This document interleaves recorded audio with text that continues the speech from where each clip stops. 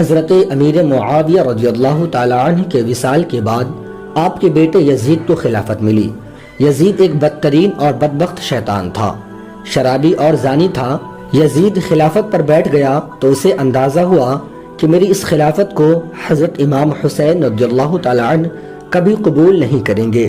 اس لیے یزید نے مدینہ منورہ کے گورنر ولید بن عتبہ کو خط لکھا کہ حسین ابن علی، عبداللہ ابن عمر اور عبداللہ ابن زبیر رضی اللہ تعالی عنہ سے میری بیعت قبول کرواؤ۔ اگر وہ قبول نہیں کرتے ہیں تو ان پر ظلم و ستم کرنا۔ امام حسین رضی اللہ تعالی عنہ نے یزید کی بیعت کرنے سے انکار کر دیا، کیونکہ یزید مسلمانوں کی امانت اور خلافت کے لائق نہیں تھا، کیونکہ یزید فاسق و فاجر تھا، زانی تھا، شرابی تھا اور ظالم بھی تھا۔ امام حسین رضی اللہ تعالی عنہ مدینہ چھوڑ کر مکہ شریف چلے آئے۔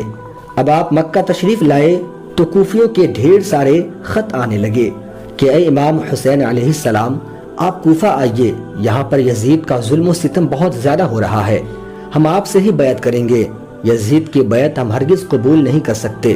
تو آپ نے حالات کو سمجھنے کے لیے اپنے بھائی مسلم بن عقیل کو یہ کہہ کر کوفہ بھیجا کہ جائیے، جا کر وہاں حالات معلوم کیجئے۔ امام مسلم بن عقیل کوفہ پہنچتے ہیں تو کوفہ پہنچنے کے بعد لوگوں نے بڑے ہی اچھے سے احترام کیا، آپ کا استقبال کیا۔ حضرت مسلم بن عقیل کے ہاتھوں میں 18,000 لوگوں نے بیعت بھی کر لی۔ امام مسلم بن عقیل نے جب یہ دیکھا تو امام حسین علیہ السلام کو ایک خط لکھ کر روانہ کر دیا کہ یہاں کے حالات بالکل صحیح ہیں اور 18,000 لوگوں نے بیعت بھی کر لی ہے، لہٰذا آپ کوفہ چلے آئیے۔ لیکن یزید کو یہ بات بالکل بھی برداشت نہیں ہوئی۔ یزید نے ان لوگوں کو مارنے کی دھمکیاں دی تو وہ لوگ اپنی بات سے مکر گئے اور امام مسلم بن عقیل کو شہید کر دیا۔ کوفہ کے حالات اتنے بدل چکے تھے کہ وہ لوگ جو حضرت مسلم بن عقیل سے محبت کا دعویٰ کر رہے تھے، اب وہی لوگ آپ کی جان کے دشمن بن گئے۔ وہیں دوسری طرف مکہ میں مسلم بن عقیل کا بھیجا ہوا خط حضرت امام حسین تک پہنچ چکا تھا، جس خط میں یہ لکھا تھا کہ کوفہ کے حالات صحیح ہے، آپ جلد سے جلد یہاں تشریف لے آئیے۔ لہٰذا حضرت امام حسین نے فوراً کوفہ جانے کی تیاریاں شروع کر دی۔ حضرت امام حسین اپنے تمام اہل خانہ کے ساتھ کوفہ کے لیے روانہ ہو گئے۔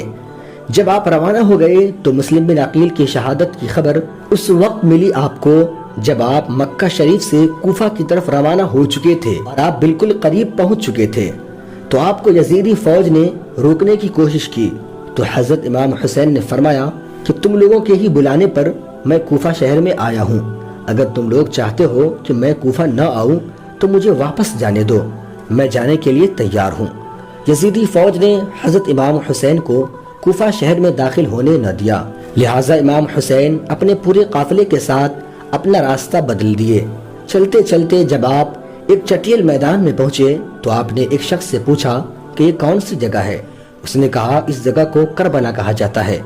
تو امام حسین نے اپنے تمام ساتھیوں کو یہ حکم دیا کہ یہیں پر خیمہ لگا دیا جائے، یہی ہماری اونٹنی بیٹھے گی۔ لہٰذا اس طرح سے امام حسین کربلا میں پہنچے۔ ادھر یزیدی فوج کو جب اس بات کا علم ہوا کہ حضرت امام حسین نے اپنا خیمہ کربلا کے میدان میں لگایا ہوا ہے تو یزیدی فوج بھی کربلا کے میدان میں اکٹھا ہونا شروع کر دیے۔ یزید کی جتنی فوج کربلا پہنچی اس کی سپہ سالاری ابن سعد کر رہا تھا۔ حضرت امام حسین نے ابن سعد سے کہا کہ یا تو تم مجھے یزید کے پاس لے چلو یا پھر مجھے اپنے شہر مکہ واپس جانے دو، یا پھر ہمیں کسی مقام پر جانے دیا جائے جہاں پر ہم اپنی پوری زندگی گزار لیں۔ ابن سعد نے یہ بات خط کے ذریعے یزید کو بتائی تو وہ صاف انکار کر دیا۔ وہ کہنے لگا کہ میں تمہیں وہاں صلح کرنے کے لیے نہیں بھیجا ہوں، اگر امام حسین بیعت نہ کرے تو ان کو قتل کر دو۔ اور یزید نے اپنی ساری فوج کو اکٹھا کر کے کربلا میں 22,000 کا لشکر بھیج دیا، اور یہاں کربلا میں امام حسین صرف 72 لوگ تھے، جس میں عورتیں اور بچے بھی شامل تھی۔ کتنی تعجب کی بات ہے کہ یزیدیوں میں امام حسین کا اتنا خوف تھا کہ جہاں امام حسین 72 لوگ کے ساتھ میدان کربلا میں تھے اور یزید ان کے مقابلے کے لیے آپ کے سامنے 22,000 کا لشکر بھیج دیا، پھر بھی خوف میں ڈوبا ہوا تھا۔ امام حسین کا خوف ان یزیدی فوج کے اندر قدر تھا کہ انہوں نے مشورہ کیا کہ اگر امام حسین کو ہرانا ہے تو ان کا پانی بند کر دیا جائے۔ لہٰذا 7 محرم کو 4,000 لشکر کو بھیج کر دریائے فرات پر پہرا لگا دیا اور امام حسین کے ساتھیوں پر پانی بند کر دیا گیا۔ امام حسین کے ساتھیوں میں سے جوان لوگ تو پیاس کو برداشت کر رہے ہیں، لیکن چھوٹے چھوٹے بچے اور عورتوں کا پیاس کی وجہ سے برا حال ہو چکا تھا۔ یزیدی فوج نے اب یہ طے کیا کہ اب 9 محرم کو امام حسین کو قتل کر دیا جائے گا۔ حضرت امام حسین نے عباس علمدار سے کہا کہ عباس جاؤ اور یزیدی فوج سے کہو کہ ہمیں 1 رات کی مہلت دی جائے تاکہ ہم لوگ اللہ کی عبادت کر سکیں۔ جب حضرت عباس نے یزیدی فوج کو 1 رات کی مہلت کے لیے کہا تو انہوں نے یہ بات مان لی اور کہا ٹھیک ہے، ہم آپ کو 1 رات کی مہلت دیتے ہیں۔ اور امام حسین یہ بات اچھے سے جان گئے تھے کہ یزید میری خون کا پیاسا ہے، اس لیے امام حسین نے 9 محرم کی رات اپنے تمام خیمے والوں کو ایک جگہ اکٹھا کیا۔ آپ نے کہا یہ بات تو پکی ہے کہ یہاں پر موجود سبھی لوگ شہید کر دیے جائیں گے، تم لوگ میں سے اگر کوئی جانا چاہتا ہے تو وہ جا سکتا ہے، میری طرف سے کوئی شکایت نہیں ہے۔ حضرت امام حسین نے تمام دیے کو بجھوا دیا کہ شاید یہ ہماری نظر مل رہی ہے اس لیے یہ لوگ نہیں جا رہے ہیں، اور اندھیرا کر دیا کہ جو لوگ جانا چاہتے ہیں وہ بے جھجک چلے جائیں۔ پھر تھوڑی دیر کے بعد آپ نے دیے کو جلوایا تو سارے لوگ زاروں قطار رو رہے تھے، اور انہوں نے کہا کہ آپ کی شہادت کے بعد ہم جینا پسند نہیں کریں گے، لہٰذا ہم لوگ آخری سانس تک آپ کے ساتھ رہیں گے اور دشمنوں کے ساتھ لڑیں گے۔ پھر جب سب لوگ نماز فجر ادا کر رہے تھے تو جنگ شروع ہو گئی۔ ایک طرف یزید کا 22,000 کا لشکر اور دوسری طرف امام حسین صرف 72 لوگ تھے۔ جنگ شروع ہو گئی، پھر حملہ شروع ہو گیا اور ہر لوگ ایک ایک کر کے شہادت کا جام پیتے چلے گئے۔ کبھی علی اکبر شہید ہو رہے ہیں تو کبھی قاسم شہید ہوتے ہیں تو کبھی عنو محمد شہید ہوتے ہیں۔ حضرت عباس علمدار سے ننھے بچوں کے پیاس کی شدت نہیں دیکھی گئی۔ آپ نے ایک مشکیزہ لیا اور گھوڑے پر سوار ہو کر نہر فرات پہنچ گئے اور آپ نے مشکیزہ میں پانی بھر لیا، لیکن جب آپ لوٹنے لگے تو یزیدی فوج نے تیر کی بارش کر دی اور کئی حملوں کے بعد عباس علمدار راستے میں ہی شہید ہو گئے۔